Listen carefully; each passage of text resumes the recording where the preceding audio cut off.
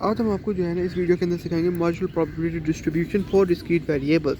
Marginal probability distribution का basic concept यहाँ पे ये है कि हम लोग एक वेरिएबल को जो है हम लोग कांस्टेंट रखते हैं यहाँ पे, जबकि दूसरे वेरिएबल को हम लोग वेरी करते हैं। और ये होता है एक तरह से जो है प्रोबेबिलिटी फाइंड करने का उस कांस्टेंट के लिए। मैं आपको एग्जांपल के थ्रू समझाता हूँ। फॉर एग्जांपल अगर हम लोग जो है बात करते हैं कि एक्स के, अगर हम लोग प्रोबेबिलिटी फॉर एक्स फाइंड करना चाहते हैं जिसको हम कहेंगे जी ऑफ एक्स, तो जी ऑफ एक्स के अंदर एक्स कांस्टेंट होगा, वाई वेरी करेगा। तो इसका जो फॉर्मूला होगा वो बनेगा इस तरह, F X of Y and N और वाई। बेसिक फॉर्मूला आप यहाँ पे देख सकते हैं कि ये उस वक्त हम लोग यूज़ करते हैं प्रोबेबिलिटी डिस्ट्रीब्यूशन फंक्शन जब हमारे पास जो है फंक्शन आ जाए F of F by variate का फंक्शन, जो हमने पिछली वीडियो के अंदर सिखाया था। मकसद यहाँ पे इसको यूज़ करने का ये कि इसी फंक्शन के थ्रू जो है ना हम लोग एक प्रोबेबिलिटी फाइंड करते हैं एक्स वेरिएबल के लिए। तो उसको जो फाइंड करने का तरीका बहुत सिंपल है कि आपने एक्स को कांस्टेंट रख देना जैसा हम लोग यहाँ पे रखा हुआ है, और एफ एफ एक्स वाई की जो है हम लोग तो फंक्शन को यूज़ कर ही रहे हैं उसको सम करते हुए। बस हम लोगों ने वाई को जो है ना वेरी करना है बार बार। इस तरह फिर हमें जो है ना प्रोबेबिलिटी मिल जाती है एक्स की। यही चीज़ अगर ऑपोजिटली हम लोग करेंगे वाई के लिए, तो अब हमारा जो एक्स है वो वेरी करेगा, जिस तरह वही फंक्शन पुट किया जाएगा और वाई कांस्टेंट होगा। तो ये जो है ना इसको सॉल्व करने का बेसिक तरीका है, सिंपल। अब हम आप लोगों को जो है ना टेबल के थ्रू समझाते हैं किस तरह इसकी वैल्यूज़ को हम लोग अटेन करते हैं। इसकी वैल्यूज़ को अटेन करने के लिए हम लोग प्रोबेबिलिटी डिस्ट्रीब्यूशन टेबल का ही इस्तेमाल करते हैं, जॉइंट प्रोबेबिलिटी डिस्ट्रीब्यूशन। तो मैं आपको एग्जांपल के थ्रू समझाता हूँ। यहाँ मैं एक एग्जांपल आपको शो कर रहा हूँ एक जॉइंट प्रोबेबिलिटी डिस्ट्रीब्यूशन की। आपको अगर याद होगा कि पिछली वीडियो के अंदर हम लोगों ने कैसे सॉल्व करके दिखाया था कि अगर हम लोग probability distribution function F of X of Y को सॉल्व करना था, तो हम लोग जब सॉल्व कर लेते थे तो हम लोग जब टेबल बनाते थे तो हम इसी तरह टेबल बना के एक्स ऑफ वाई की वैल्यूज पुट कर देते थे, जो हम लोगों ने इस तरह फाइंड की हुई थी यहाँ पे अभी तो वैल्यूज़ को। तो ये हम लोगों ने जस्ट इन केस एक रैंडम वेरिएबल्स पुट कर लिया है यहाँ पे। अगर इसको मैं सिंपल रख लूँ, इसी तरह हम लोग वैल्यूज़ को पुट कर देते थे। अगर आप पिछली वीडियोस में हम लोग फॉर्मूला ये इसी तरह था। पॉइंट ये कि हम लोगों ने इसी तरह फॉर्मूला वैल्यूज़ को पुट करके यहाँ पे रखते हुए वैल्यूज़ हमने यहाँ पे रख ली। किसी किस्म की अभी हम लोगों ने कोई वो इम्पॉसिबल वैल्यू का कॉन्सेप्ट नहीं रखा सिलेक्टिंग का।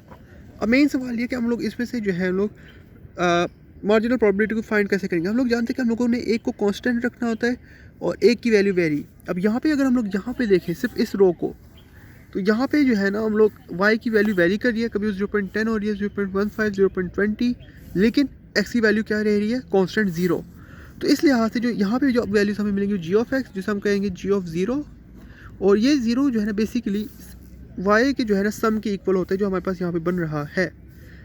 अगर इसको आप ध्यान से देखेंगे ना, जैसे 0 0 पे 0 10 है, 0 1 पे, तो ये बेसिकली रिप्रेजेंट इसी चीज़ को कर रहा है कि फंक्शन हमें मिल रहा है और फिर हम उसका जो है ना सम परफॉर्म कर रहे हैं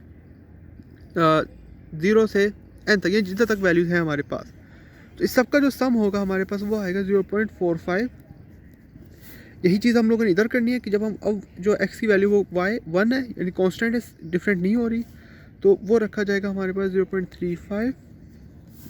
फिर g2 वो रखा जाएगा 0.20। यही चीज़ हम लोगों ने अब यहाँ पे परफॉर्म करनी है कि h0, क्योंकि अब जो है y की वैल्यू जो है y की वैल्यू वो सेम रहेगी 0, लेकिन जो डिफर आएगा वो आएगा x के अंदर। तो x यहाँ पे अब वेरी कर रहा है, y जो है हमारा कांस्टेंट है, तो इसका 0.20, और h1 जो मुझे यहाँ से वैल्यू आ जाती है वो है आपके पास 0.35, और h2 आपके पास आ जाती है 0.45। ये यानी कि हमारे पास है मार्जिनल प्रोबेबिलिटी फाइंड करने का तरीका। जो इससे आगे का जो कॉन्सेप्ट होता है जो बहुत सिंपल होता है वो होता है कि independent of variable in joint probability distribution functions. मैं आपको ये समझाता हूँ क्या है। तो इसका जो कॉन्सेप्ट है ना जॉइंट प्रोबेबिलिटी डिस्ट्रीब्यूशन का, मैं यहाँ पे लिख लेता हूँ, क्योंकि अगर हमें मार्जिनल आती है तो हमें बआसानी जो है ना उसकी समझ आ जाएगी। जॉइंट प्रोबेबिलिटी डिस्ट्रीब्यूशन फंक्शन जो बहुत सिंपल है, हम लोग उस वक्त कहेंगे कि x और y इंडिपेंडेंट है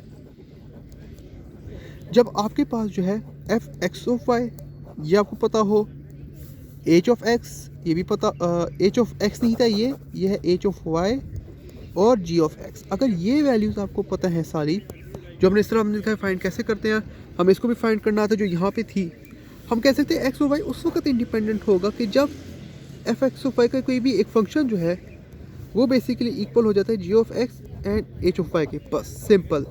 अब एक सवाल आपका अच्छा होता है कि कौन सी वैल्यू, एक्स और वाई की तो कोई भी वैल्यू हो सकती है, 0 1। तो यही मेन कॉन्सेप्ट है आपका कि अगर मान लीजिए x की वैल्यू है x नॉट, y की वैल्यू है y नॉट, तो इससे हमें कोई ना कोई वैल्यू स्टेबल के अंदर मिलेगी।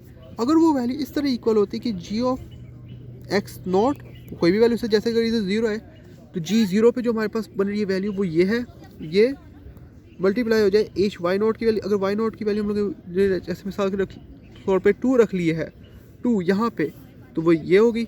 अगर मल्टीप्लाई करके ये इसके इक्वल आ जाती है तो हम कह सकते हैं कि x और y इंडिपेंडेंट है। तो ये है इंडिपेंडेंट फाइंड करने का तरीका डिस्क्रीट रैंडम वेरिएबल के अंदर।